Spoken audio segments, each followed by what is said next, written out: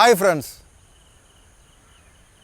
നമ്മൾ ഇന്ന് ഡിസ്കസ് ചെയ്യാൻ പോകുന്നത് DJI Mavic Airൻ്റെ സ്മാർട്ട് ക്യാപ്ചർ കൺട്രോളാണ്. ഞാൻ iShoots ഫോട്ടോഗ്രാഫിക്ക് വേണ്ടി നെജ്മു. ഇതിന് ജസ്റ്റർ കൺട്രോൾ എന്നും പറയും.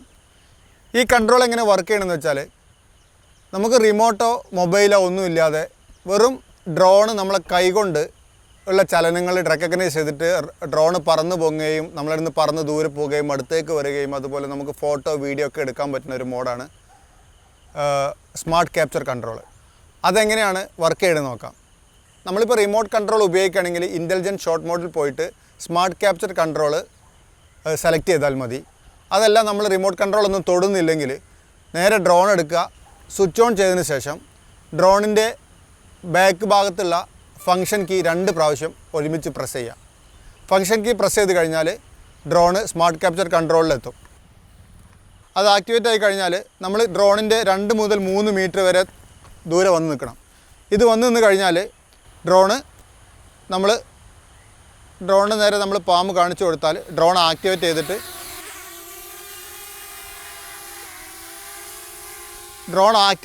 ഓട്ടോമാറ്റിക്കായിട്ട് പിന്നെ നമ്മൾ ഏകദേശം ഐ ലെവലിൽ വന്നിട്ട് നമ്മൾ അടുത്ത എന്താണ് നമ്മൾ നിർദ്ദേശങ്ങൾ കൊടുക്കുന്നത് അതിന് വേണ്ടി വെയിറ്റ് ചെയ്യും. പിന്നെ നമ്മളെന്താ ചെയ്യണമെന്ന് വെച്ചാൽ നമ്മളെ കൈ ഡ്രോണിന് കാണിച്ചു കൊടുക്കുകയാണ് ചെയ്യുന്നത്. ഇത് ഒരു പ്രാവശ്യം റെക്കഗ്നൈസ് ചെയ്ത് കഴിഞ്ഞാൽ നമ്മളെങ്ങനെയാണോ നമ്മളെ കൈ മൂവ് ചെയ്യുന്നതനുസരിച്ച് ഡ്രോണ് വർക്ക് ചെയ്തുകൊണ്ടിരിക്കും.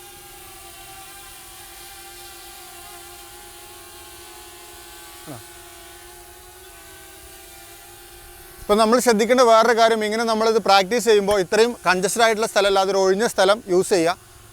അത് യൂസ് ചെയ്തിട്ട് വേണം നമ്മൾ ചെയ്യാൻ. അതേപോലെ ഇനിയിപ്പോൾ നമുക്ക് ഡ്രോൺ ലേശം പിറകിലേക്ക് പോകണമെന്നുണ്ടെങ്കിൽ നമ്മൾ 2 കൈകളും ഒരുമിച്ച് പിടിക്കുക.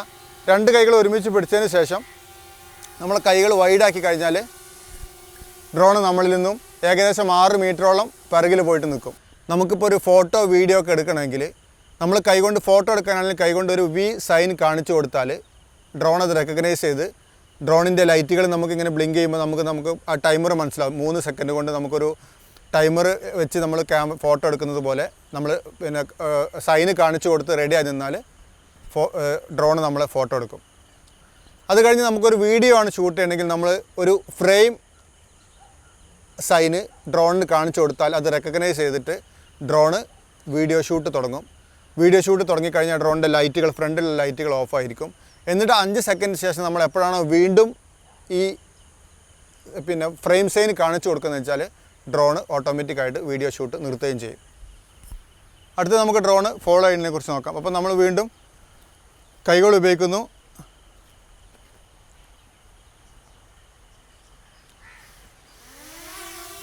ഡ്രോണിനെ ടേക്ക് ഓഫ് ചെയ്തു. നമുക്ക് വേണമെങ്കിൽ വീഡിയോ റെക്കോർഡിംഗ് കൂടി ആക്റ്റീവ് ചെയ്യാം. Video recording ആക്റ്റീവായി.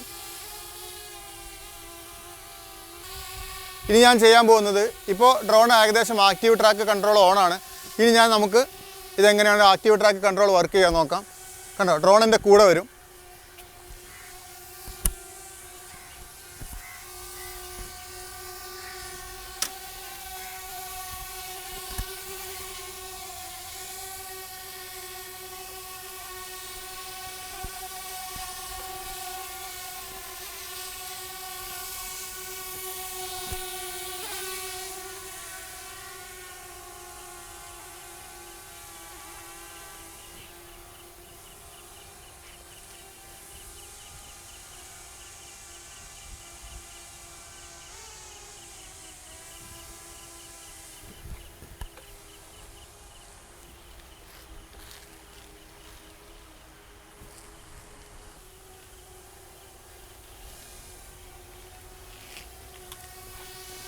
ഇങ്ങനെയാണ് ഡ്രോൺ നമ്മളെ ആക്റ്റീവ് ട്രാക്ക് മുഖേന നമ്മളെ ഫോളോ ചെയ്യുന്നത്. ഇനി നമുക്ക് വീഡിയോ റെക്കോർഡിംഗ് ഓഫാക്കാം. വീഡിയോ റെക്കോർഡിംഗ് ഓഫാക്കാൻ വേണ്ടി നമ്മൾ വീണ്ടും കൈകൊണ്ട് നമ്മൾ ആ സൈന് കാണിച്ചു കൊടുത്തു കഴിഞ്ഞാൽ, ഫ്രെയിം സൈൻ കാണിച്ചു കൊടുത്താൽ തന്നെ വീഡിയോ റെക്കോർഡിംഗ് ഓഫായി. ഇനി നമുക്ക്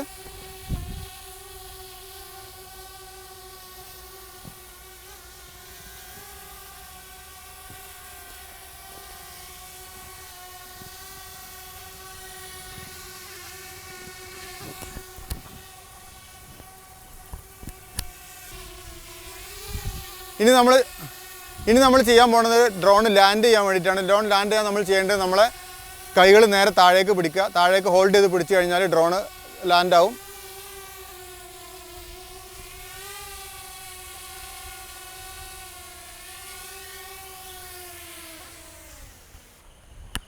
അപ്പോൾ ഇത്ര ഈസി ആയിട്ട് നമുക്ക് ഒരു റിമോട്ട് കൺട്രോൾ പോലുള്ള ഡ്രോണ് നമുക്ക് കൺട്രോൾ ചെയ്യാൻ പറ്റും. അപ്പോൾ വീഡിയോ കണ്ട എല്ലാവർക്കും നന്ദി.